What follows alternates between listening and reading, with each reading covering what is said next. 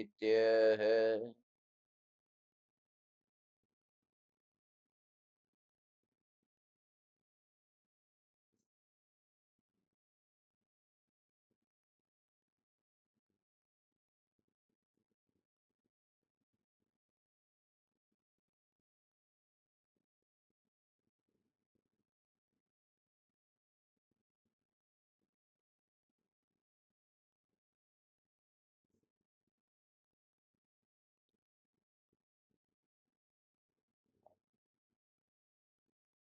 समाधि मरण की चर्चा चल रही है।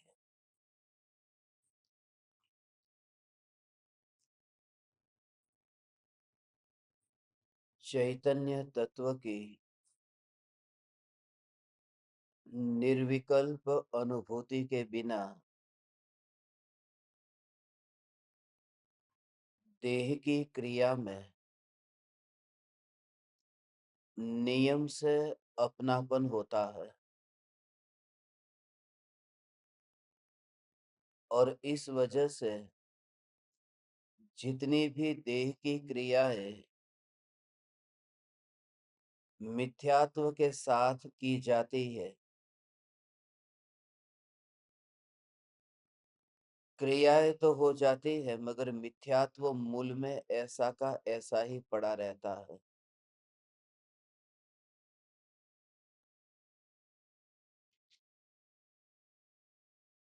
यह समझ करके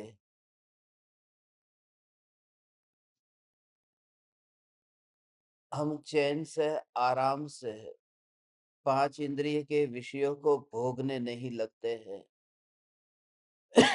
कोई भी समझदार व्यक्ति चैतन्य तत्व अस्पर्शी है यह जानकर लगाम के बिना इंद्रिय विषय के भोगों को भोगने लगता है तो उसने ज्ञानी की वाणी को जिस उद्देश्य से कहा गया था उस उद्देश्य से समझा नहीं और इसलिए हमने श्रावक के 12 व्रत पर थोड़ी चर्चा प्रारंभ की है। ये व्रत ज्ञानियों के ही होते हैं क्योंकि जिन्हें देह में से अपनापन छूटा हो उन्हें ही इन क्रियाओं में ज्ञाता दृष्टा भाव रह सकता है। मगर जिस दृष्टि से हमने विचार किया है कि जीवन बहुत अल्प है और मरण समय तक वही पांच इंद्रिय के भोगों में ही रचे पचे रहते हैं, जितना समय स्वरूप के चिंतन के लिए चाहिए उतना मिलता नहीं है। दुकानदारी छूटती नहीं है, घर की जिम्मेदारी छूटती नहीं है, परिवारजनों के साथ में इतनी तन्मयता से जुड़े हुए हैं कि समय निकलना बहुत मुश्किल हो गया है। तो जो अपना ही फैलाया गया जो जाल है उनमें से समय निकाल करके कैसे भी करके आत्महित के लिए जो महत्वपूर्ण साधन कहा है चैतन्य तत्व विचार, वितरागी परमात्मा और गुरु की वाणी का श्रवण, शास्त्र स्वाध्याय या फिर शास्त्र का पाठ पठन या फिर माला जाप मंत्र जाप, इन सब में अपना समय यदि बीतता है तो बहुत ज्यादा संभावना है और यही नीति है, यही एक उपाय है। इसी प्रकार से उपदेश दिया गया है। नरक में नार की पांच इंद्रिय के भोगों को भोगता नहीं है फिर भी सम्यक दृष्टि को निर्जरा होती है। फिर भी ज्ञानियों ने भोगते भोगते भेद ज्ञान की बात ही नहीं कही।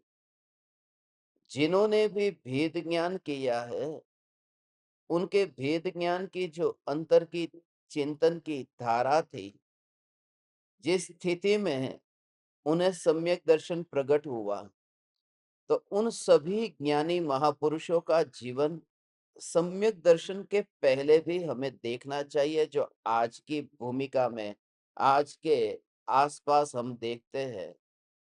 पूज्य गुरुदेव श्री कांजी स्वामी देखो, जीवन संयममयी था,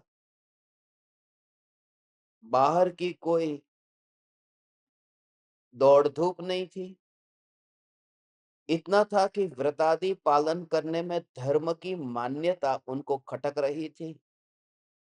फिर भी जीवन भर उन्होंने जिस तरह से ब्रह्मचर्य का पालन किया, शादी नहीं की, अपने वस्त्र को मर्यादा में रखा, स्त्रियों से दूर रहे, रात्रि के समय भी स्त्रियों के साथ में गुरुदेव तत्व चर्चा भी नहीं करते थे। और उसका ही ये परिणाम है कि स्त्रियां, जब गुरुदेव ने प्रवचन के लिए, चर्चा के लिए रात्रि में बैठने का मना किया था, तो बेंसरी बेन चंपा बेन के पास में बैठती थी। और उसी के कारण ये स्वानुभूति दर्शन की जो कृति है, जो रात्रि के समय ब्रह्मचारी बहन है, बेंसरी बेन को जो शंका पूछती थी और बेंसरी बेन ने जो उत्तर दिए, उसका संकलन है। तो सम्यक दर्शन जिनको प्रकट हुआ, और होने से पहले गुरुदेव का जो ये जीवन चरित्र है, बेंसरी बेन का भी जीवन चरित्र उस प्रकार का ही है। उन्होंने भी शादी नहीं की, उनका भी ऐसे परिवार बसाने का भाव नहीं था। बचपन से ही वैराग्यमय जीवन था। जिस तरह से वे अपने संस्मरण में लिखते हैं, अपने बेंसरीनो ज्ञान वैभव, उसमें भी उन्होंने अपने पूर्व की जो स्मृतियां लिखी है, उससे समझ में आता है कि वे भी, कि चलो नाचना, गाना, खाना पीना, भोग विलास, उससे वे अलग रहे। सौगानी जी भी व्यापार था कलकत्ता में, मगर जिस प्यास से वे आए थे और जिस तरह से गुरुदेव के प्रति उनका समर्पण भाव था, इसके साथ साथ सौगानी जी ने भी द्रव्य दृष्टि प्रकाश में ये स्पष्ट लिखा है कि परिणाम जो है, ये परिणाम का कर्ता मैं नहीं हूं, मगर ये परिणाम का कर्ता मैं नहीं हूं। परिणाम परिणाम, मगर ये बात तो उसके लिए है जिसका लक्ष्य बदल गया है और ध्रुव का लक्ष्य है। ध्रुव के लक्ष्य के बिना परिणाम मेरे में होते ही नहीं है। ये वाचा ज्ञान है, ये ज्ञानी का अनादर है।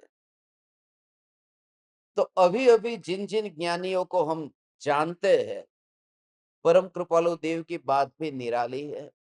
न्याय नीति में मुंबई में रह करके भी, व्यापार आदि करते हुए भी,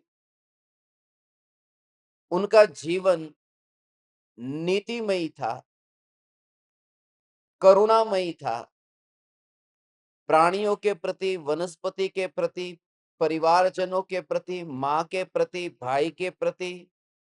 तो इस तरह से घर में रहते हुए भी इन सभी ज्ञानियों के जीवन को देखा जाए तो व्रतादि किसी ने भी नहीं लिए, मगर जीवन संयम पूर्ण था। हमारे जीवन में कहीं पर भी मर्यादा, लगाम जैसा नहीं है। इसलिए इन व्रतों की हमने थोड़ी चर्चा की कि इनमें से हमारे जीवन में यदि थोड़ा बहुत सदाचार आता हो, तो उस सदाचार का पालन अवश्य करना चाहिए। यदि आपके परिणाम हो, शरीर की शक्ति हो, और उसमें स्वरूप की चिंतन की धारा आपकी टिक करके रहती हो, तो अवश्य ये करना चाहिए।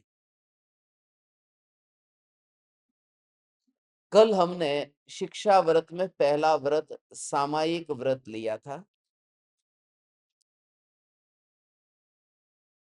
चैतन्य स्वरूप का, समय का तत्व विचार करना, यही सामायिक है। वैसे तो असल में सामायिक तो पंचम गुण स्थान में होता है, जहां सामायिक प्रतिमा होती है। तो यहाँ पर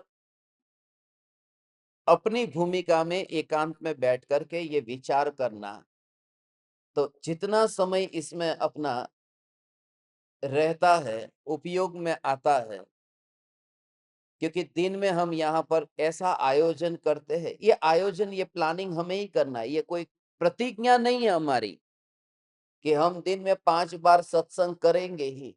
आज मानो मेरा गला खराब हो गया और मैं नहीं बोल पाया, तो 5 घंटे का 4 घंटे सत्संग होगा। मगर हमने इस प्रकार से हमारा प्लान, हमारा स्केड्यूल, हमारा नित्यक्रम दिनचर्या ऐसी बनाई है, तो कम से कम 4 घंटे व्यर्थ के विखवाद से हम बचते हैं। और ये हमारा रोज का पिछले 12 दिन का अनुभव भी है कि किसी की चुगली करना, किसी के बारे में कोई न कोई निंदा, ऐसा कुछ भी करके अपने समय को बर्बाद नहीं करते हैं। तो उससे समझ में आता है कि यदि दिनचर्या, यदि संयम में होती है, तो आत्म साधना में उपयोगी होता है। अच्छा, तो ये पहला था सामायिक, दूसरा है प्रोषधोपवास।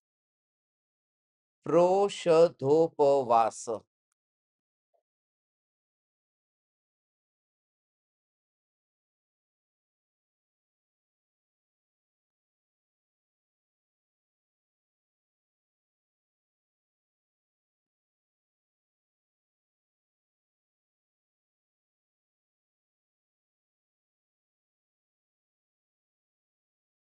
अष्टमी और चतुर्दशी के दिन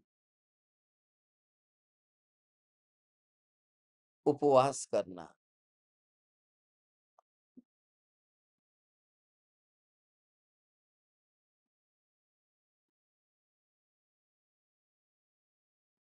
अब ये उपवास भी, आज मानो उपवास नहीं किया तो अगले दिन फिर डबल खाना खा लेंगे, ऐसा नहीं है। इसमें भी इसलिए कहा है कि यदि हम देखते हैं रोज रोज भोजन यदि अधिक मात्रा में करते हैं, तो पेट में भी गड़बड़ होती ही है। तो शरीर की दृष्टि से भी, हमारे स्वास्थ्य के लिए डॉक्टर भी कहते हैं कि बीच बीच में आपको उपवास करना चाहिए। अब वो हमारे स्वास्थ्य के लिए भी, हम जब डॉक्टर की बात सुनते हैं, मानते हैं, उसे व्रत तो मानते नहीं है, मगर जिससे मेरा स्वास्थ्य बिगड़ता है और स्वरूप के चिंतन में तकलीफ होती है, माने एकाग्रता नहीं रहती, तो इस प्रकार से हमें अपने जीवन में, शरीर में शक्ति हो तो, ये अनशन कहो, उपवास कहो, उसकी सूक्ष्म व्याख्या अभी मैं इस समय नहीं करूंगा, बहुत बहुत सालों से कर दी है कि आत्मा के स्वरूप में वास करना यही उपवास है। मुझे तो ये बताना है कि आहार आदि की प्रवृत्ति से अलग होकर के एक दिन भोजन नहीं करना होगा। तो स्त्रियों के लिए, मानो जो कोई अकेला रहता है, तो उस दिन का खाना भी बनाने का टाइम बच जाता है, भोजन करने का टाइम बच जाता है। भोजन किया हो तो फिर मल आदि की क्रिया में वह टाइम बच जाता है। जब भोजन नहीं किया तो तीनों टाइम बच जाते हैं, पहले का भी, भोजन का भी और बाद का भी। और एक दिन में कोई मरण नहीं हो जाता। तो इस प्रकार से थोड़ा अपने शरीर को निरीक्षण करने के लिए हमने ये जो विचार किया है कि अष्टमी और चतुर्दशी के दिन, कम से कम 2 दिन के लिए तो हम यहाँ पर जितने दिन है, उपवास करने को तो नहीं कहूंगा कि, क्योंकि सब पूरे दिन पर 5-5 घंटे बैठते ना हो पाए, मगर मानो नमक ही नहीं डाला, 2 तिथि के दिन बिना नमक का साइड में रखना, जिसको चाहिए वो डाल ले, मगर प्रयोग जिसको करना है उसके लिए एक सुविधा रखो ना, कि जब वो बिना नमक का खाता है तो खाते समय भी उसके अंदर विचार ये चल रहा है कि नहीं, कि कल जो मैंने भोजन किया था उसमें मैं चैतन्य चैतन्य ये सुन करके गया था, ये प्रवचन सुन करके मैं गया था, मगर वहां गया तब वास्तव में मैं कहता हूं कि मैंने माया की है, याद नहीं आया था एक भी बार। तो वो जो नहीं याद आया था, मैं अपने साथ ही इतनी बड़ी माया करता हूं। तो प्रयोग करने के लिए यदि आपकी शक्ति हो, आपकी भावना हो, तो या तो अनशन करे, या फिर नहीं हो सकता है तो फिर रस का त्याग करके भी आप वहां पर भोजन का इस तरह से नियम रख सकते हैं। फिर मानो 25 वस्तु थाली में आई तो 25 की 25 खा लूंगा। उसमें भी यदि संयम पूर्वक जीवन जिया कि मानो कि 4 वस्तु से काम चल जाता है, तो ये प्रतिज्ञा लेनी पड़ती है। अब कुछ ज्ञान दीपक है, ये मुंबई के ही बैठे, उनके वहां जाता हूं तो अब 25 वस्तु कम से कम थाली के अंदर आएगी, कम से कम 25 वस्तु। अब कितनी वस्तु मैं खाऊं? और उनके घर के लोग, सब लोग सुबह से लेकर के 6 बजे, 5 बजे, 4-4 बजे उठ करके तैयार करते हैं। तो मैंने नियम ले लिया कि जब जाऊंगा तो 2 वस्तु, 3 वस्तु खाऊंगा बस, उससे ज्यादा नहीं खाऊंगा। तो मेरा पेट भी अच्छा रहेगा, उनका समय बचेगा। तो दोनों के लिए जितना हो सके अपना प्रयोजन पेट भरने से, तो धीरे धीरे अब प्रयोग करना ही होगा। और मैं करना चाहता हूं, जिसको साथ में यात्रा करनी हो वे कर सकते हैं, जिनसे नहीं हो सकती है वे मुक्त रूप से आपको जैसा आपके शरीर साथ देता हो उस तरह से करना। और कभी कभी मैं देखता हूं कि शरीर भी साथ देता है। अपन बोलते हैं, वास्तव में शरीर को भी हमने ही प्रमादी बनाया है, इसके जिम्मेवार भी हम हैं। जैसे शरीर में आदत डालते हैं इस टाइप का ही फिर होता है। आज यूरोप के अंदर लोग विचार करते हैं कि ये मिर्ची इतनी खाने में, नमक की क्या जरूरत है। उनके विचारों में नहीं आता कि नमक मिर्ची तुम लोग क्यों डालते हो। अफ्रीका के बहुत से देशों में जब ये मैं सब मसाला लेके, इसके मसाले के बिना, उसका मूल कारण यह है कि हमारी जो जीभ की जो रसनेंद्रिय को पकड़ने की जो ताकत है ना, वो मर गई है। उसका कारण, जैसे अभी एक दवाई आपने ली, उस दवाई को लेकर के आपको धीरे धीरे वो दवाई की ऐसी आदत हो गई कि फिर उसका डोज काम में ही नहीं आता, फिर रोज का हो गया। अब वो काम में नहीं आता, पहले काम में आता था मगर वो रोज का हो गया। तो हम जो भोजन करते हैं उस भोजन में नमक होता ही है। ये सब्जी भी सॉल्टी होती है, अंदर से नमक वाली होती है।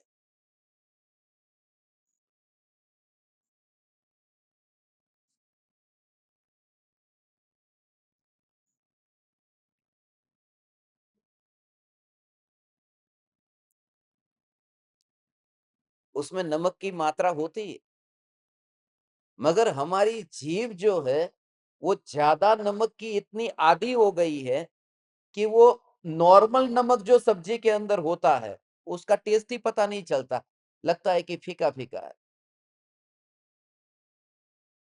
वो आदत हमारी ऐसी हो गई। अब जो मानो कि मैं एक मिर्ची अंदर सब्जी में डाली होगी तो मेरे को पता ही नहीं चलता कि इसके अंदर मिर्ची डली है। और कोई खाएगा कहेगा कितना तीखा तीखा है। तो हमारी जीभ वो जो रस को पकड़ने की इतनी मर गई है, भोगते भोगते ही वो इतनी आदी हो गई है कि जब नहीं हो तो उसको ऐसा लगता है कि बहुत हो।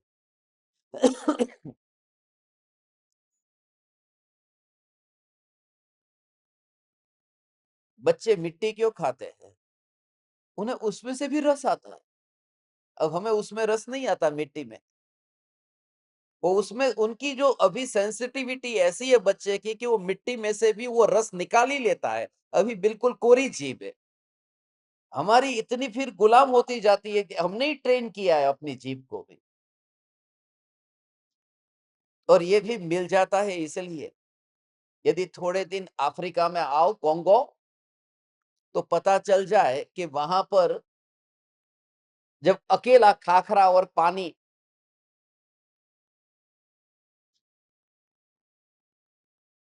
इसके साथ में मिलावट करके फिर उसको पीना हो, तब पता चलता है। तब कैसा भी होगा चल जाएगा।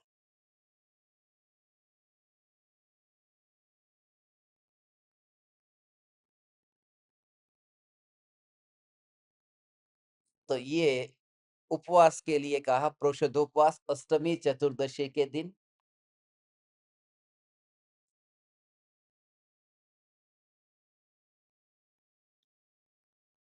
और हरी वनस्पति का भी त्याग करते हैं, हम नहीं खाते हरी वनस अब तो ये तो व्रत तो फिर ज्ञानी के ही होते हैं, मगर हम अपने घर में बहुत से लोग मध्य प्रदेश में, राजस्थान में वो लोग हरी सब्जी नहीं बनाते। अष्टमी चतुर्दशी को त्याग करते हैं ना। आप व्रती है क्या? काय को त्याग करते हैं? मगर इतना यदि हो सकता है तो त्याग हमेशा अच्छा है, यदि उस त्याग के साथ में आपको स्वरूप की साधना नहीं छूटती है। मगर यदि छूटती है तो फिर हरी सब्जी खा लेना। यदि साधना छूटती है तो हरी सब्जी खा लेना। किसी को कॉन्स्टिपेशन हो जाए, कब्ज की बीमारी हो, अब वो हरी के बिना चलता ही नहीं है। पेट ऐसा जम जम हो जाता है कि एक दिन मानो कठोल खाया कि 4 दिन के लिए वो जा नहीं पाएगा। तो ऐसी हालत में उसका विचार भी यदि बिगड़ता है, इससे अच्छा कि भाई 2 रोटी सब्जी खा करके तो तेरी साधना कर। ये बात ऐसी है कि प्रायोरिटी चैतन्य को, बस चैतन्य को प्रायोरिटी दे करके, यदि प्रायोरिटी चैतन्य को दे करके नहीं हुआ न तो वही का वही जहां तुम थे, same to same, back to pavilion. जहां से आए थे वहां वापिस जाओ। निगोद से आए थे निगोद में जाओ, क्रियाकांड से आए थे क्रियाकांड में जाओ। ये तो जागृति के लिए, कि जागृति के साथ में अपन यदि ये कर सके तो करेंगे। धीरे धीरे धीरे धीरे ऐसा अभ्यास करने करते करते करते परिणाम भी, कृपालु जी ने कहा ना, प्राणी दया। अब रात को अभी इतने लाइट चालू रखी है, अब रात को वो लाइट बंद कर दी, मानो इतने जीव जंतु वहां मरते हैं, तो ये कोई मैंने व्रत नहीं लिया। अब नीचे देख करके चलता हूँ, सावधानी से चलता हूँ। अब टेबल के ऊपर एक चीटी थी, अभी टेबल के ऊपर एक चीटी थी, कैसे आ जाती? बड़े बड़े करोड़पतियों के टेबल पे आ जाती है। ये तो गाँव है, कहीं ना कहीं से उड़ती हुई। तो कोई कह रहा है अभी सफाई कर दो, मेरा नहीं सफाई मत कर, उसको साइड में पड़ा रहने दे, दूसरा टेबल है वो ले ले, नीचे नहीं होता तो नीचे बैठ जाते। कभी भी वहां पर छेड़खानी करने मत जाना। आपने देखा होगा जितनी छोटे छोटे जीव जंतु को बचाने की छेड़खानी करते उसमें ही वो मरते हैं। ऐसा करने गए वैसा करने गए, अक्सर ऐसा हुआ होगा कि झाड़ू ले लो ये करो, उसको कुछ नहीं, तू वहां से हट जा, उसकी जिंदगी वो जी ही रहा है। हाँ, उसके समय पे वो यदि मर जाए वो बात अलग है, मगर कोशिश ये करना, छोटे छोटे जीव जंतु है, कहीं बेड के ऊपर भी ऐसे जीव जंतु आ गए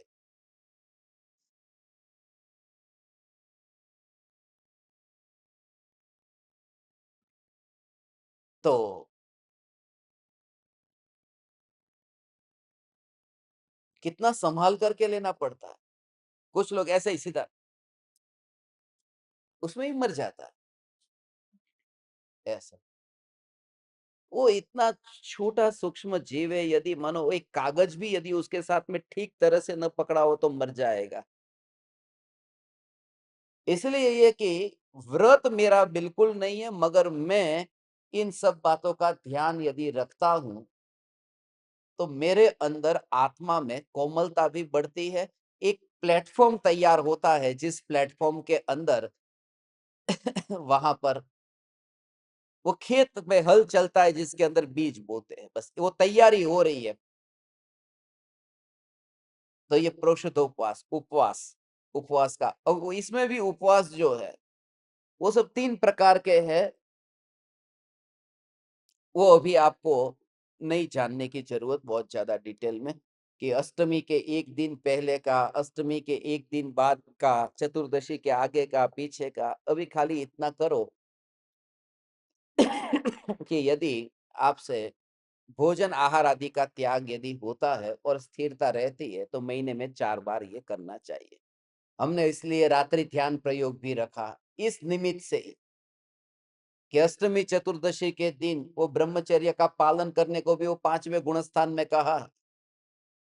वो दिवा मैथुन त्याग प्रतिमा है कि दिन में वो भोग को नहीं भोगेगा, और अष्टमी चतुर्दशी को रात को भी नहीं भोगेगा। ये चार चार तिथि, अष्टमी 2 शुक्ल और कृष्ण की ऐसे। इसके बाद में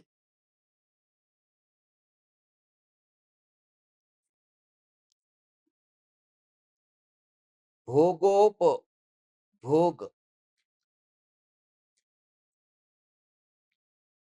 परिमाण व्रत, भोगोपभोग,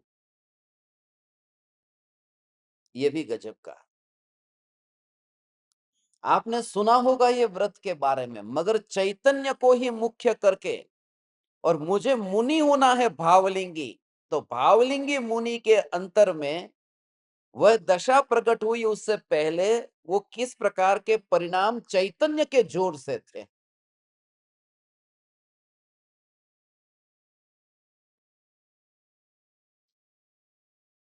यदि प्रकृति साथ दे तो इस पृथ्वी पर ऐसा अपूर्व अपूर्व अपूर्व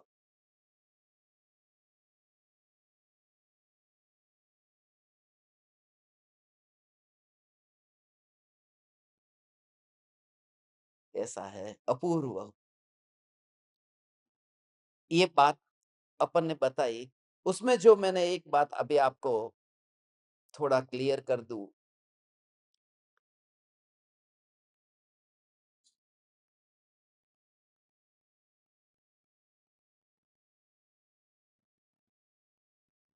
जो भी अष्टमी चतुर्दशी का त्याग के लिए वो 5 अतिचार जो है, 5 पॉइंट है, वो खास लिख लो तो आपको वो भी याद रहेगा।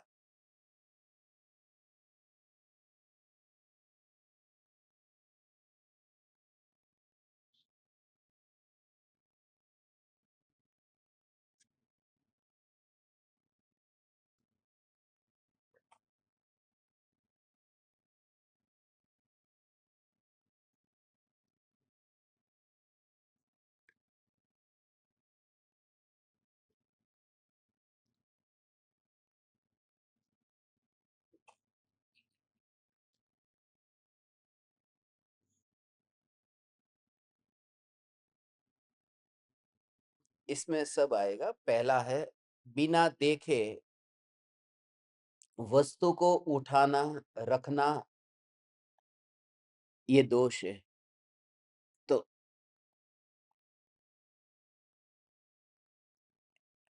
ये सब में आ गया, खाना बाना वगैरह सब बनाते हैं ना, तो उसके अंदर ये थाली साफ करके ही किसी को खाना परोसना चाहिए। थाली साफ करी, आम थाली उपाड़ी, લ્યો ऐसे साफ नहीं होती। नहीं नहीं नहीं नहीं, સાફ કરીને જ બધું મૂક્યું છે અંદર। ક્યારે મૂક્યું તું? 4 દી પહેલા।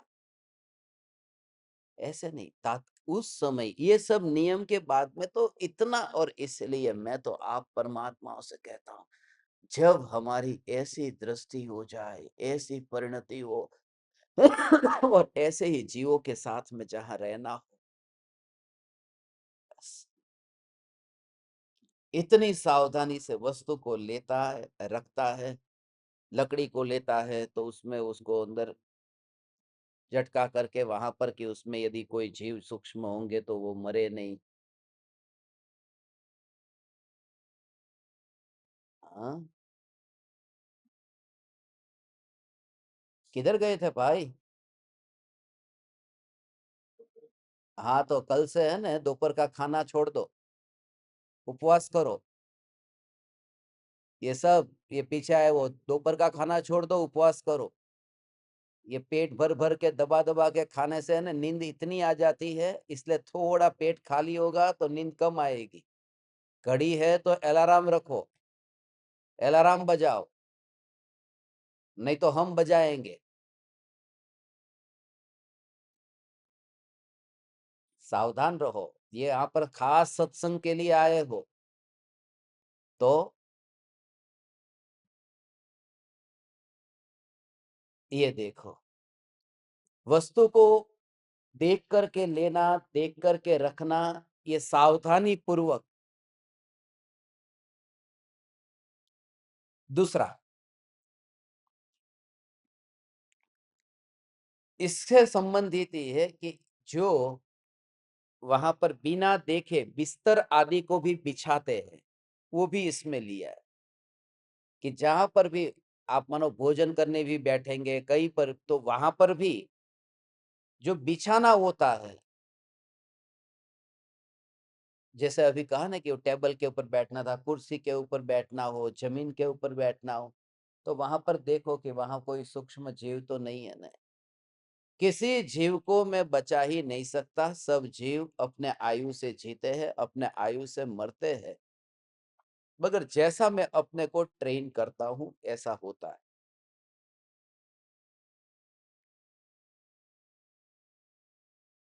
तीसरा, बिना देखे मल-मूत्र का त्याग कर देना, ये दोष है।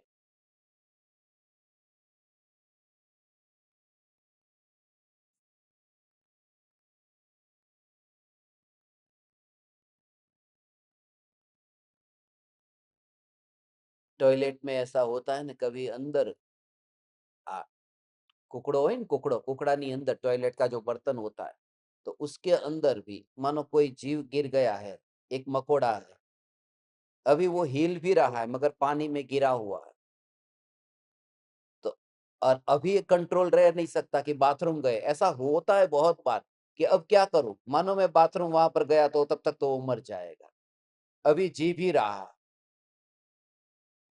तो वहां पर जो रखते हैं ना वो झाड़ू लगाने का वहां पर, ब्रश जैसा, तो उस ब्रश से पहले तो उसके अंदर पहले ब्रश को डुबो देना और उसके अंदर वो चढ़ जाएगा, फिर उसको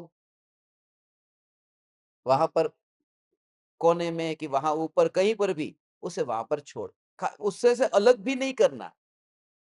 वो जैसे ही ब्रश के अंदर आया उसको ऐसे ही छोड़ दो, वो काम वो करेगा, अपनी ड्यूटी करो, बाकी सबको उदय पर छोड़ो। माने फिर उसको पकड़ करके कहीं लेने गए तो फिर वो मरेगा, इससे अच्छा एक बार आपने बाहर निकाला, अब वो चल रहा है और वो आपको कुछ भी खा नहीं जाएगा, वहां रहेगा तो। और वैसे भी उनका आयुष्य कितना होता है, मगर अपना व्यवहार पूरी तरह से निभाना चाहिए। जो आंखों से दिखाई दे गया है, करुणा ऐसी होती है, करुणा ऐसी। मेरे को तो बहुत बार प्रैक्टिकल बताता हूँ कि टॉयलेट के अंदर गया और वहां पर कीड़ा है, वहां पर कीड़ा दिखाई दिया है और वो मर रहा है, अब रोक ही नहीं सकता, तो जब न रोक सकूं तो उसके ऊपर तो बाथरूम नहीं करूंगा, मैं पास में नहाने की जगह वहां चला जाऊंगा कि चल मेरे से नहीं रहा जा रहा है, मगर उसके ऊपर तो मैं नहीं करूंगा, फिर भले बाथरूम धोना पड़े। ये प्रैक्टिकल बात मैं आपको बता रहा हूं कि मेरे साक्षात में कैसे देखो कि ये मकोड़ा मर गया ऐसे।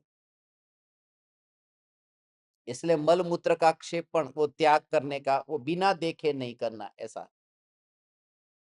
अब भारत में तो बहुत बहुत बहुत हालत खराब है, पब्लिक टॉयलेट में जाओ तो वहां मच्छर मक्खी इतनी होती है। तो ये सब नियम लेने से पहले, नियम की बात नहीं है, एक बार कान में ये बात पड़ी ना आपको, तो अगली बार से जब ऐसा, तो एक बार आपको रिमाइंड होगा कि इस टाइप का सावधानी रख सकते हैं। चौथा,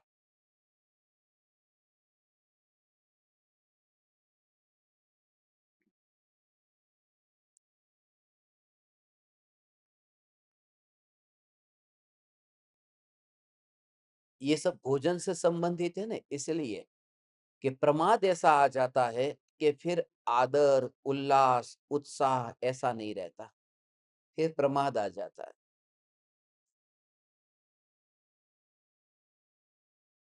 इसलिए सामायिक में, तत्व विचार में आदर, सत्कार और उत्साह न आना, ये भी एक दोष है।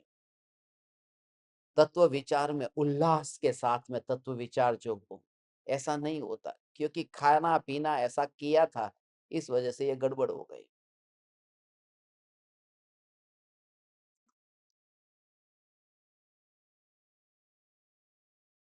यदि आपका नियम है, आपने बोला कि नहीं माने नहीं, मैं नहीं लूंगा, तो मैं किसी को जोर जबरदस्ती नहीं करता, जबरदस्ती नहीं करता कि ठीक है नहीं आपको, वो जैसे कोई मेहमान अपने घर पे आते और जबरदस्ती मुंह में डालते, कोई बात नहीं, कोई बात नहीं। मगर आपका ही निश्चय नहीं होगा। હવે લાગા છો તો વાંધો નહીં, મૂકી દ્યો ને।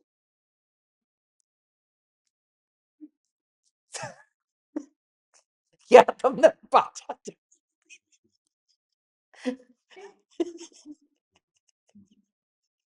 पाछा क्या जवा देवा हमना। ऐसा नहीं तो वो अपन को पता है ऐसे। और पांचवा,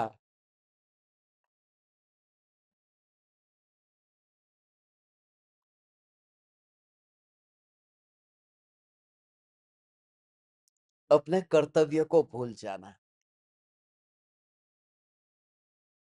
ऐसा ही बेहोश थे, याद ही नहीं रहा, अरे सत्संग में जाना था, वो याद ही नहीं रहा, खाने के चक्कर में। तो ये भूल नहीं वो चल सकती, याद रखना पड़ेगा। अपनी ड्यूटी जो है वो ड्यूटी याद रखनी है। दाल पकवान कोઈએ બનાવ્યા હોય એના ચક્કરમાં રોટલીનું શાક પોતે જ બનાવવાનું, એ ભૂલવાનું નહીં। ये उसके संबंध में है कि अपनी ड्यूटी, अपना कर्तव्य बिल्कुल नहीं भूलना चाहिए। जो भी मैं आपको बताता हूं उसमें एक एक का कनेक्शन है इसमें।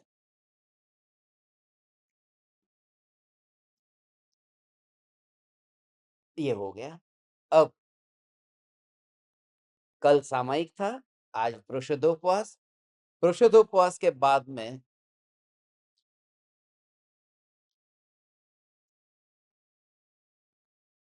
ये भोगोपभोग परिमाण व्रत, भोग और उपभोग, ये तीसरा नंबर है। ये तीसरा नंबर। कल अपन ने समझा था भोग और उपभोग में, जिसको अपन एक ही बार भोग सकते हैं वह तो भोग है, और जिसको बार बार भोग सके वह उपभोग है।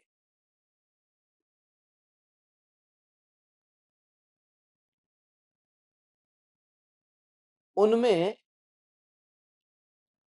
दो प्रकार से होता है, एक तो लिमिटेड टाइम के लिए और एक लाइफ टाइम के लिए।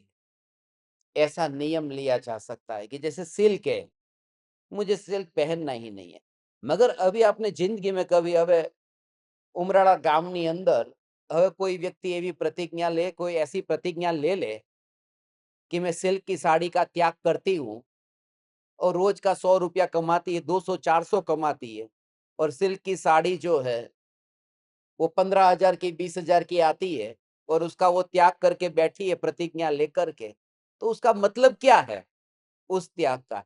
इसलिए बात यहाँ ऐसी है कि ऐसी वस्तु को छोड़ना जिन वस्तुओं को रख करके गुलाम होकर के विकल्प आपके ज्यादा बढ़ते हो। अब आपके पास में साड़ी है, अब कितनी साड़ी की जरूरत है उस हिसाब से रखो। फिर व्यर्थ की साड़ी जो अंदर पड़ी हुई है, ऐसी कोई साड़ी तो होगी आपके सबके अलमारी में जो एक बार भी नहीं पहनी होगी, और मरेंगे तब तक नहीं पहनेंगे, होगी वहां पर, आप सब देख लेना। और साड़ियां ज्यादा होती है, इसलिए उसकी मर्यादा, एक बहन जी ने मर्यादा रख ली थी मुंबई में, उन्होंने प्रतिज्ञा ले ली, 1200 साड़ी की प्रतिज्ञा ली। हाँ, और 300 साड़ी न्यूयॉर्क में है, 200 एंटवर्प में है, तो 500 हो गई, और 400 साड़ी मुंबई में है, और कितनी बची, वो सूरत में पड़ी, डायमंड वाले थे,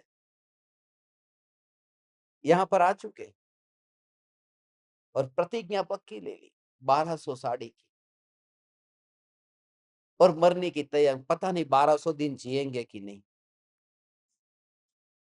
तो इसीलिए कि प्रतिज्ञा ऐसी लेना है, एक तो मर्यादा में फिर मर्यादा हो, ये मर्यादा रखी मगर अमर्यादित मर्यादा रख दी।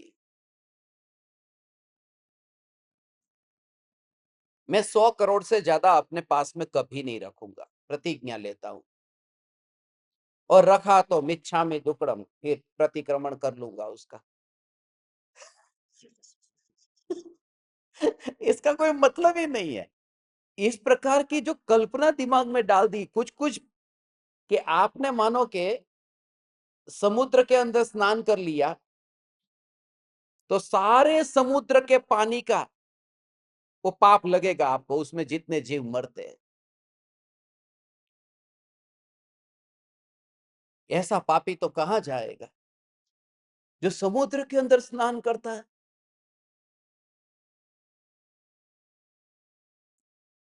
तो स्वयंभू रमण समुद्र के वो जो पंचम गुणस्थान वर्ती मछलियां है, वो तो कहां जाएगी फिर। इसलिए ऐसा जो ज्यादा ओवर करके डराया है, क्योंकि सारे समुद्र में जितना पानी है, वो सारे के सारे पानी में जितने जीव जन्मे मरे उस सब का पाप लगेगा, क्योंकि सब पानी तो एक साथ ही है ना। ऐसा मुझे किसी ने कहा था, मैंने उनको दो हाथ जोड़ करके एक निवेदन किया कि पंडित जी, ये जितने भी जीव पानी के हैं सबका पाप लगेगा, क्योंकि मैं पानी के अंदर डुबकी लगाता हूं, क्योंकि कनेक्टेड है, जुड़ा हुआ है सब। तो अभी मैं सांस ले रहा हूं, तो सारी दुनिया में जितनी हवा है तो उसका भी तो पाप लगेगा। वो भी कनेक्टेड है ना, थोड़ी हो, पानी तो लिमिटेड है, हवा तो ऊपर नीचे सब जगह फैली हुई है। जीव के अभिप्राय के अनुसार उसे बंधन कर्म का होता है, ऐसी क्रिया से बंधन नहीं होता। मगर जिन क्रियाओं में परिणाम हमारे बिगड़ते हैं, उन क्रियाओं से दूर रहने के लिए ये नियम मैंने आपको सुनाए हैं, दिए नहीं है। मैं दूंगा तुमको नियम।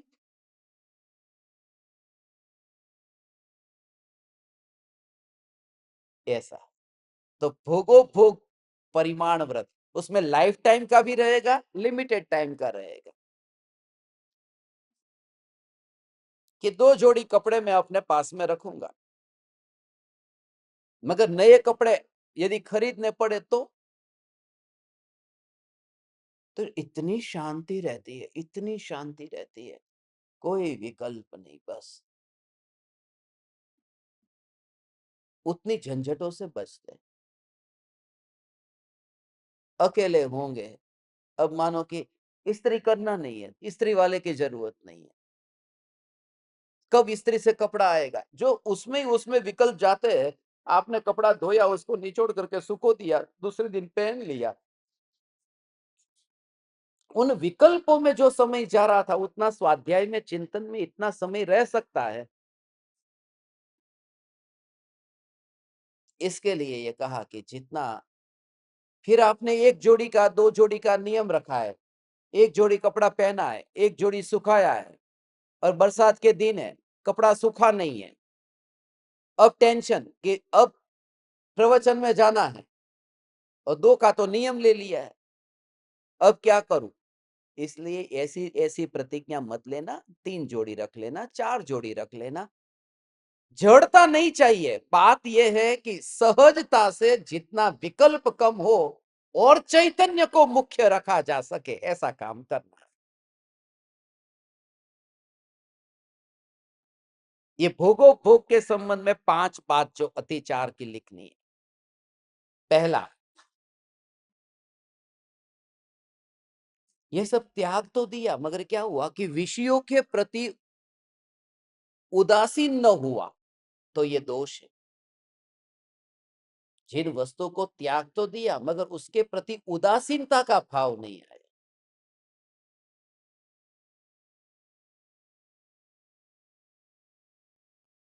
उदासीनता का भाव। मेरे को Ferrari, Rolls Royce, BMW, Audi और मर्सिडीज खरीदने का त्याग है। ये प्रतिज्ञा है मेरी, मैं लाइफ में कभी नहीं खरीदूंगा। मगर मैं सड़क के किनारे खड़ा हूं और वहां से एक मर्सिडीज निकली, सड़सड़ाहट, तो ऐसे पीछे देखने का मन हो गया ना, ऐसा क्या गाड़ी निकली, उसे कहते हैं कि प्रभावित हो गया। खुद खरीदता नहीं हूं, मगर उससे उदासीन भी नहीं हुआ ना। उदासीन व्यक्ति उसके पीछे ऐसा पागल नहीं होगा। ये मन के ऊपर छाप पड़ गई गाड़ी की, ऐसी गाड़ी निकली देखो इसके लिए। तो त्याग करने के साथ में उदासीनता होनी अनिवार्य है।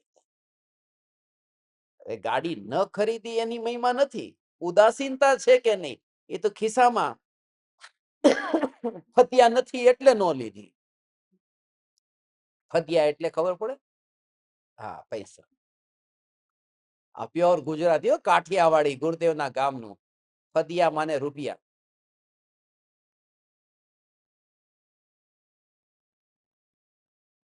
पहली बात, विषयों के प्रति उदासीन न होना ये दोष है। दूसरी बात,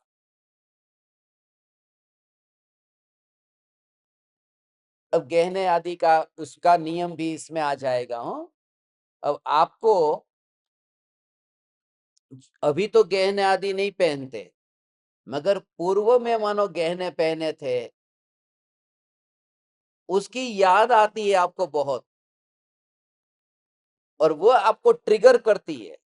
वो भी क्या दिन थे, कैसे गहने थे, कैसी साड़ी थी, कैसी गाड़ी थी।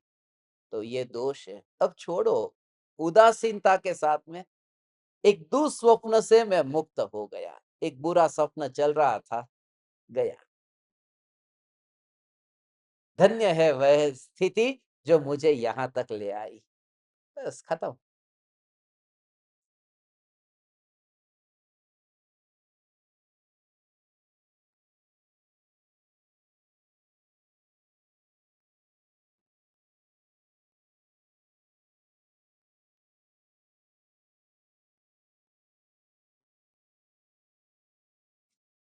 पूर्व का याद इसलिए नहीं करता। अनुभव यदि भूतकाल का लेकर के बैठा हो तो पता है कि कितना कितना कितना सब भोग करके सुख तो मिला ही नहीं।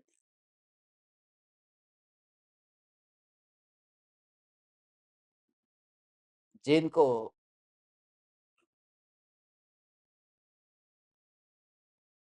थोड़ा पैसा जिसके पास में होगा ना, वो आपको ज्यादा दिखाएगा। ज्यादा पैसा वाला होगा ना, वो चुपचाप बैठेगा।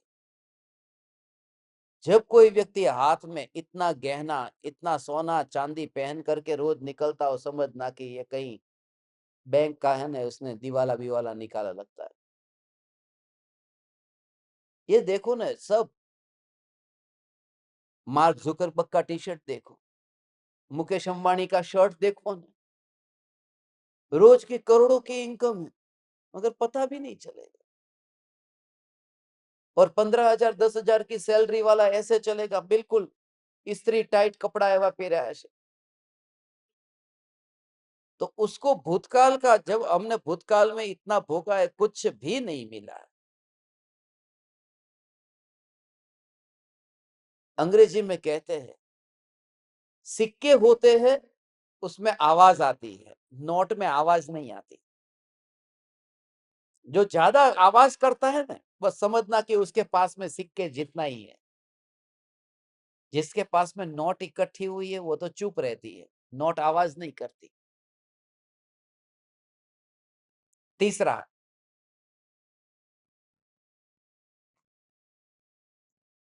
भविष्य में कोई विषय भोग मिलेगा, उसके लिए लोलुपी होकर के रहना दोष है। लोलुपता नहीं रखनी। आगामी भविष्य में कोई विषय का भोग मिलेगा,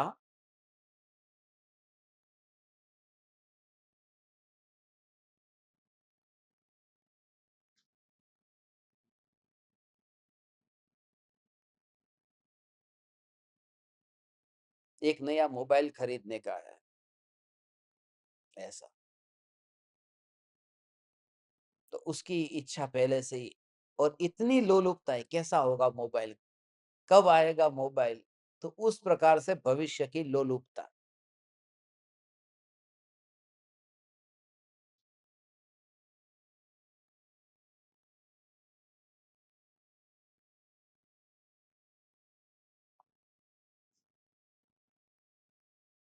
भविष्य में और अधिक से अधिक मिले, ऐसी तृष्णा, ये भी दोष है। भविष्य में अधिक से अधिक भोग उपभोग मिले।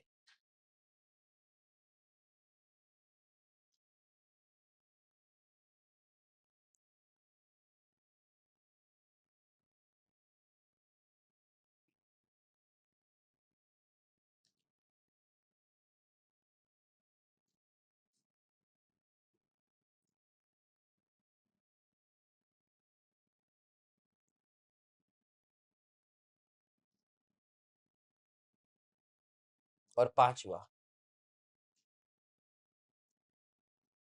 जब भी विषय भोगों को भोगे तब आसक्ति पूर्वक अनुभव करना यह दोष है। विषय भोगों का आसक्ति पूर्वक अनुभव करना दोष है।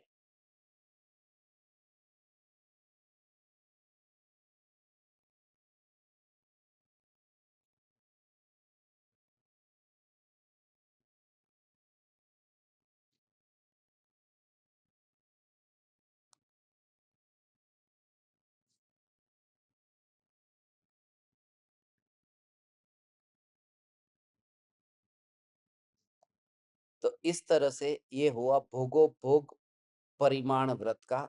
और अंतिम 12वां, इसमें सामायिक हुआ, प्रोषधोपवास हुआ, भोगो भोग परिमाण व्रत हुआ, और चौथा अतिथि समविभाग। अतिथि समविभाग।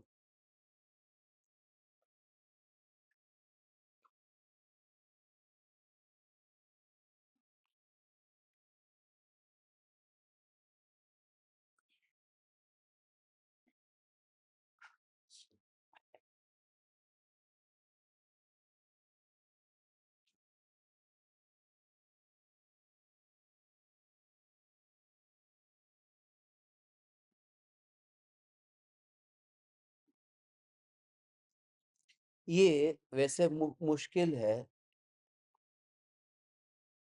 इसलिए क्योंकि मुनिराज को आहार देने के बाद में ही खुद आहार करना। अब इस काल में मुनिराज को कहाँ ढूंढेंगे, कहाँ मिलेंगे, मगर ये समझने के लिए खाली ध्यान में रखो कि श्रावक जो 5वें गुणस्थान में है वो इस प्रकार का व्रत का पालन करता है। अतिथि, अतिथि माने मुनि, मुनि है, आरिका है, एलक है, क्षुल्लक है। तो व्रती तपस्वी को आहार दान दे करके फिर भोजन करूंगा। भोजन करना ये अतिथि समविभाग व्रत है।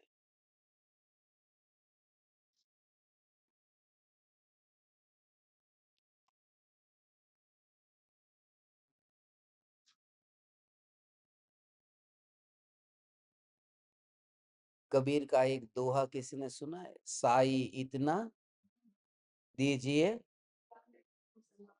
जामे कुटुंब समाए, मैं भी भूखा ना रहूं और साधु न भूखा जाए। बस ये माने इतना दे, मगर यहाँ भावना है कि साई मेरे को दे, ऐसा नहीं। बात यह है कि मैं साधु को दे करके फिर भोजन करूं। दो बात है इसमें, साधु यदि नहीं मिलते हैं तो पशुओं को देना, कुत्ते है, बिल्ली है, कोई भी जानवर है, उनको आहार देना। शास्त्र में ये भी बताया है, क्योंकि यदि आहार देना हो, यदि किसी के लिए कुछ करना हो, तो मुनि के लिए करना और पशु के लिए करना, पशु पक्षी। दूसरे मनुष्य के लिए नहीं कहा। मनुष्य में खाली मुनि लिया मैंने, और फिर जानवर पर आ गए। इसलिए क्योंकि ये दो प्रकार के जीव ऐसे हैं जो अपनी भूख को किसी के सामने बोलते नहीं है, कहते नहीं है कि मुझे बहुत भूख लगी है, ऐसा। इसलिए दोनों के लिए आहार देना, और पहला मुनि को देना इसलिए क्योंकि मुनि बोलते भी नहीं है और चुराते भी नहीं है। कुत्ता बोलेगा नहीं, मगर किचन में अंदर जाकर के रोटी पकड़ कर चोरी कर लेगा। तो पहला मुनि के लिए, फिर तिर्यंच के लिए आहार का देना चाहिए। ये इतना बिल्कुल व्यवस्थित लगता है। इनमें जो 5 बातें,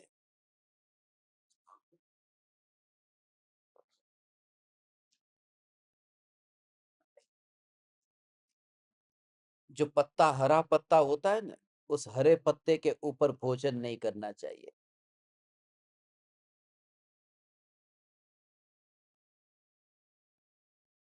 उसके ऊपर भोजन रखना भी नहीं चाहिए, हरे पत्ते के अंदर। जो भी सचित वनस्पति होती है, सचित पत्ते के ऊपर भोजन नहीं रखना। दूसरा, सचित पत्ते के ऊपर भोजन को उससे ढांकना नहीं है, नीचे भी नहीं, ऊपर भी नहीं।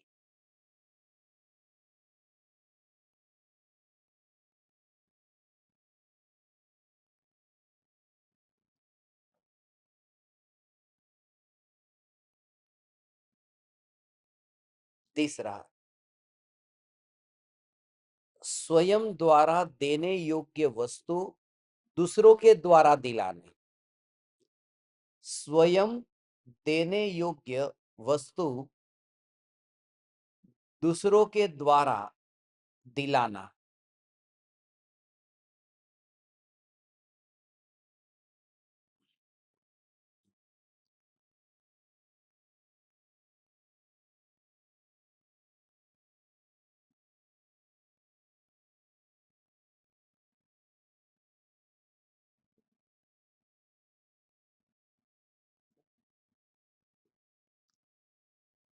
हम्म इसका मतलब ये कि भाई, जो वस्तु आपको खुद को देनी है, खुद न दे करके दूसरों के द्वारा ये वस्तु दिलाना। खोल दे भाई उसको, यदि उसको आना है तो अंदर प्रवचन सुनने आने दो ना। थोड़ी देर देखो क्या होता है, बस बहुत ज्यादा, बस थोड़ा। लास्ट में 2-5 मिनट जो कुछ वाणी सुने, क्या पता उसके कान में कोई बात पड़े। कोशिश करो। हाँ, सुनना चाहती थी ना, रो जाती है। आप लोग वो देखते हो कि सत्संग सुनते हो?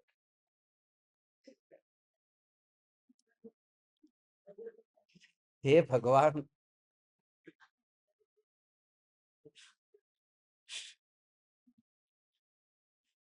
ऐसा ही लगता है कि भगवान के समूह शरण में गया और इंद्रों ने जो मुकुट पहना था, उस मुकुट का जो मणि था, उस मणि की जो चमक थी, वो दिखाई दी, मगर वो जो दिव्य ध्वनि में जो कहा, उसका भाव नहीं समझ में आया। भरत चक्रवर्ती अपने नौकरों से नहीं कहते हैं कि मुनि को आहार देना, खुद देते हैं।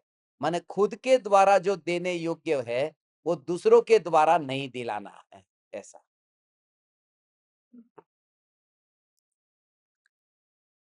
एक भाई मैंने कीधु छे, एक भाई है, उन्होंने मुझे कहा है कि मेरे पास में 1 करोड़ रुपए पड़े हैं, और मेरे मरने के बाद में मैंने अपने बेटे को बोल के रखा है कि वो आपको दे देगा।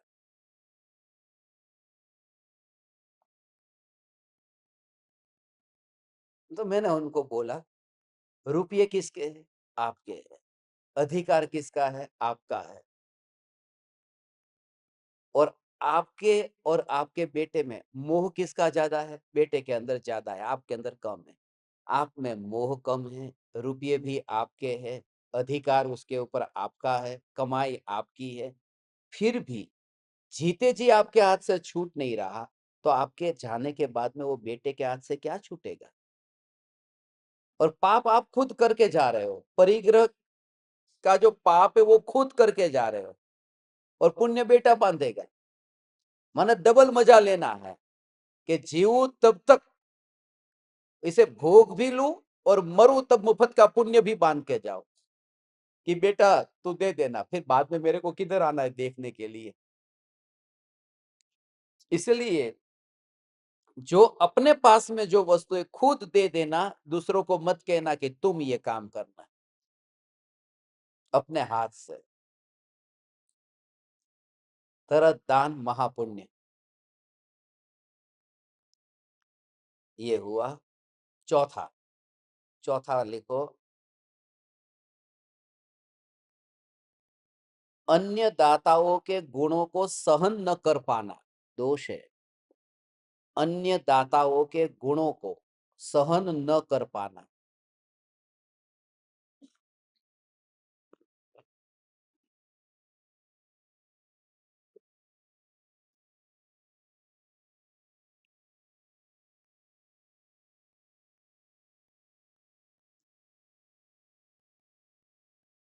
उल्टा उनकी अनुमोदना तो करते नहीं है, मगर ईर्ष्या होती है। अब खुद किचन में जाकर के एक वस्तु नहीं बनाएंगे, मगर किसी को 4-4 घंटे से जो किचन में काम करता है, जो इतने भाव से बनाता है, तो उनकी अनुमोदना तो करो कि चलो भाई आप अच्छा कर रहे हैं। मगर ईर्ष्या होती है, देखो बहुत ज्यादा ओवर स्मार्ट बनते हैं, खाना बनाते हैं, ये करते हैं, अपने को गुरु के सामने उनको अच्छा दिखना है। ऐसा करके ईर्ष्या का भाव यदि आए दूसरे साधर्मी की भक्ति देख करके, ये महापाप है। इसके लिए ये कहा कि अनुमोदना हमेशा करनी चाहिए। इसलिए आप सबके लिए कि भले अपन साधक साधक है, मगर हमारे में एक दूसरे के प्रति जो माहौल, इसलिए भोजनशाला में सब साथ में बैठते हैं कि प्रेम से, वात्सल्य से एक दूसरे को परोसे, मैं आपको परोसूं, आप मुझे परोसे, एक घर जैसा वातावरण और एक साधर्मियों का ऐसा माहौल तैयार हो कि वो सद्गुण आएगा। और दिन प्रतिदिन यदि इस तरह से हुआ तो ईर्ष्या भी दूर होगी, क्योंकि रोज रोज रोज रोज ये सब। मगर उससे भी पता चलता है बिल्कुल निरअहंकारी होकर के, किसी भी प्रकार के अंदर में नहीं, तो ये करने से ज्यादा फिर वो दूसरा कषाय जो है वो बढ़ जाता है। ऐसा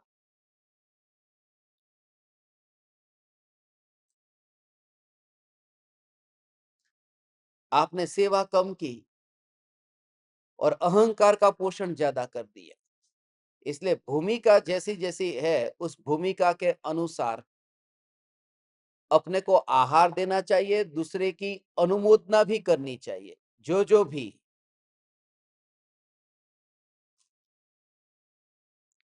गुरु भक्ति से आहार तैयार करता है, ऐसा। और जितना हो सके उसमें, ये जब आप करें ना, ईर्ष्या दूसरे को तब होती है जब आप जरूरत से ज्यादा बक बक बक बक करते हो ना, तब कि भाई शांति रखो ना, चुपचाप करो, उसका अहंकार नहीं। अब आपने फलाफल बनाया तो चुपचाप बना लो।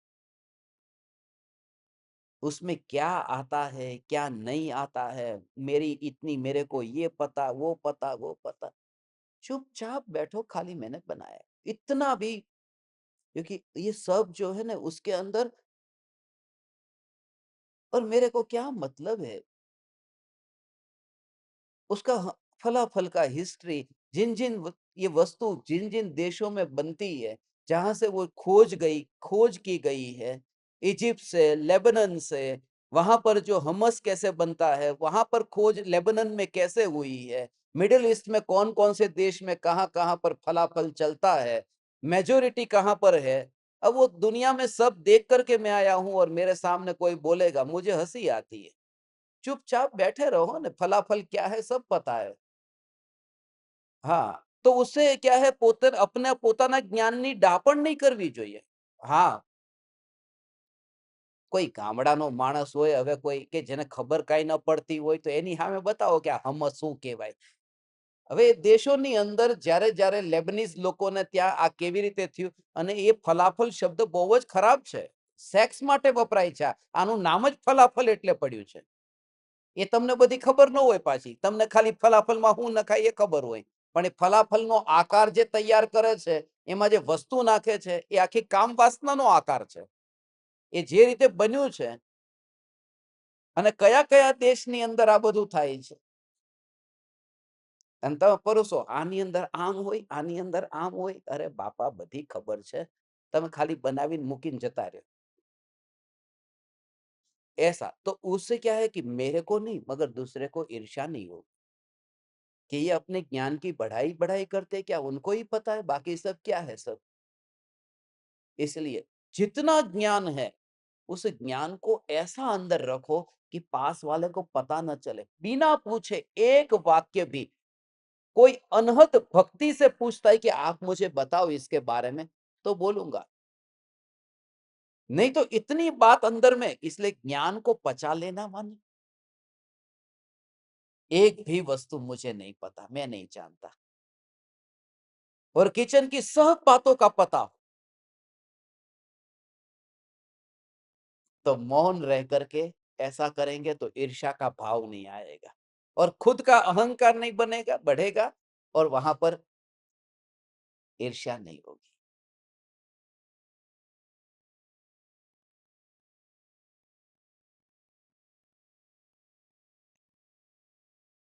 ऐसा है। ये चौथा हुआ।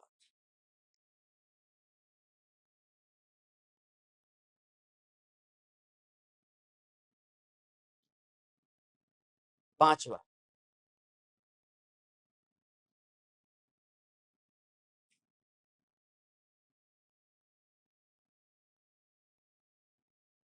अब आहार के काल का उल्लंघन करके पड़गाहन आदि करना।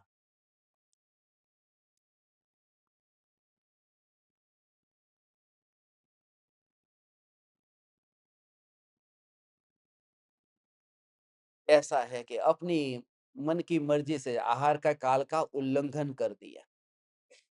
मुनि के आहार का काल होता है, वो सुबह का जो समय है, अब अपनी मर्जी से अपने समय के हिसाब से वो ऐसे मुनिराज की भक्ति करके मुनिराज को आमंत्रण देता है, तो वो नहीं करना।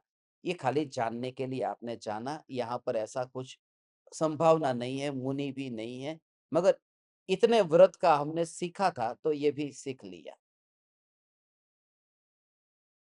अब मैंने ये जो 12 व्रत के बारे में आपसे शास्त्रों की जो कुछ बातें कही है, अभी उसकी प्रतिज्ञा किसी को भी लेने के लिए मैं आपको ज़ोर ज़बरदस्ती नहीं करता हूँ। आप इसका विचार करना और अपने जीवन में जहाँ लगे कि आत्मा की आराधना के लिए क्या-क्या मेरे से हो सकता है, वह मुझे करना है। जिनकी मरण की तैयारी है, उन्हें तो इनमें से बहुत सी वस्तु जो उनसे हो सके, वो अपनानी चाहिए। जिनको पता है कि अब 70-75 पार हो गए हैं और 5, 10, 15 साल ज़्यादा से ज़्यादा, कोई एकाध की लॉटरी ऐसी ज़्यादा लगे तो 100 साल, मगर बाकी तो 80, 90 में तो बुलावा आ ही जाता है, ऐसा। तो आपको इसके संबंध में अब किसी को कुछ पूछना हो, कहना हो, आज ये कह सकते हैं। 2 दिन बीच में आप स्टडी करना, उसके बाद में आप लिस्ट तैयार करना, ये जितना लिखा, उसमें से एक लिस्ट बनाना कि आपकी आत्म साधना के लिए, आपके लिए इनमें से कौन-सी बात ज़्यादा उपयोगी हो सकती है और उसका आप पालन करने का प्रयास करेंगे, वो आप लिखना। फिर अपन मिलेंगे, तो मैं फिर आपको उसमें आपकी भावना होगी तो सुझाव दूँगा कि ऐसे-ऐसे जो अभी आप नियम के बारे में सोच रहे हैं, उसमें स्वरूप की जागृति पर इस तरह से जोर देना, तो तुम्हारे साधना में ये नियम के साथ में सोने में सुहागा हो सकता है। किसी को कुछ पूछना हो तो पूछ सकते हैं।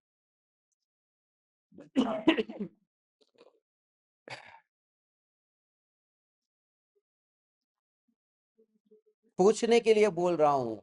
मैं जो किसी को कुछ पूछना पाछू-पाछू आज भूल करी पाછી।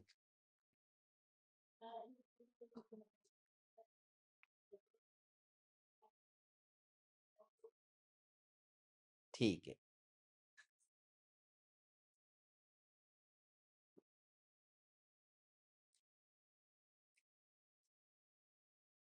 मैं तो नहीं बताऊंगा तो कौन बताएगा।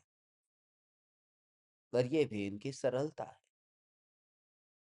सरलता है। रेसिपी की बात किसी के साथ में आज के बाद छेड़ना ही मत।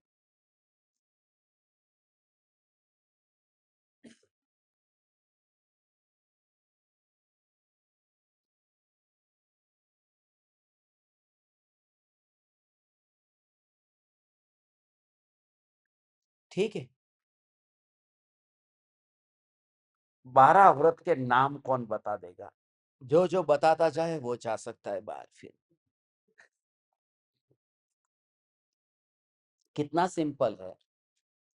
अहिंसाणु व्रत, सत्याणु व्रत, अचौर्याणु व्रत, ब्रह्मचर्याणु व्रत और अपरिग्रह परिग्रह परिमाण व्रत, परिग्रह परिमाण व्रत। ठीक है, ये 5। फिर 3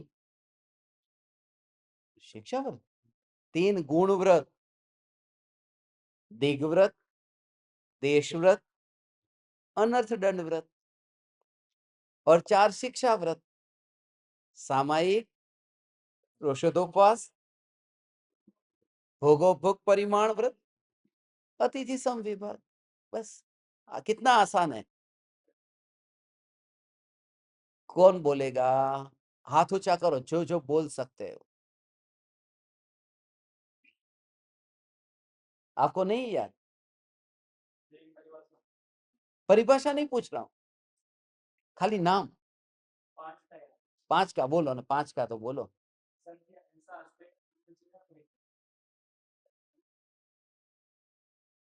अणु, अणु,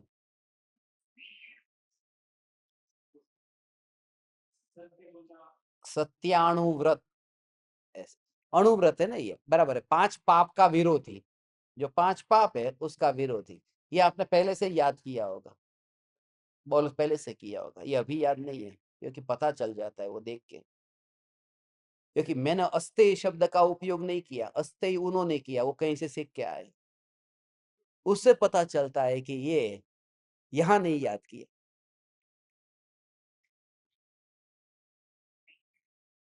अब बताएंगे 12 के 12।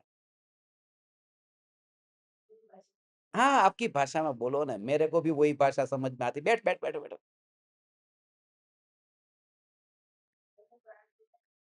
हाँ, ये भी पहले याद किया आपने। हाँ हाँ, इसलिए तो क्योंकि प्राणातिपात ये शब्द अपन का आता ही नहीं, मेरे को बोलना नहीं आता। माने आपने सीखा है, अच्छा है, अच्छा है। सब आगे किया हुआ है। बहुत अच्छा, बहुत अच्छा। और 3 गुण व्रत, वो तो शिक्षा व्रत। बोलो, आप बोलो। देखो पीछे आप 12 के 12 के 12। ना ना, तमे तमे ये तो काम ही नहीं बोले। तमे तमे। हाँ हाँ। અને 4 शिक्षा व्रत कौन बोलશે? कल सबके सब ये 12 व्रत के नाम कड़कड़ाट याद करके आएंगे, ये होमवर्क। ठीक है।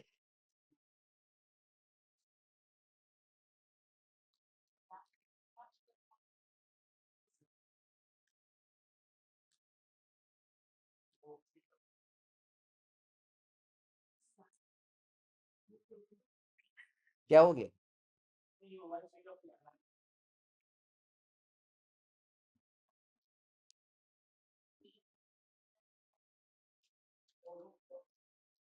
अब ये सब बाहर जाके करना। कल अपन मिलेंगे और कल से फिर अपना शंका समाधान और तत्व विचार जो नियमित रूप से चलता है वो चलेगा। और एक्स्ट्रा सेशन भी कुछ जो ध्यान के हमें करने हैं वो करेंगे। कल कुछ और भी साधक आ रहे हैं तो सब साथ में मिलकर के कुछ नया जो प्रयोग शुरू करना है। कल से अपन अद्भुत प्रयोग करने वाले हैं। आप समस्त ज्ञान दीपकों को प्रणाम। चैतन्य चैतन्य चैतन्य। अहो अहो श्री सद्गुरु करुणा सिंधु अपार पामर पर प्रभु किया आहो आहो उपकार, आहो आहो उपकार। देह सहित जिनकी दशा, वरते देहा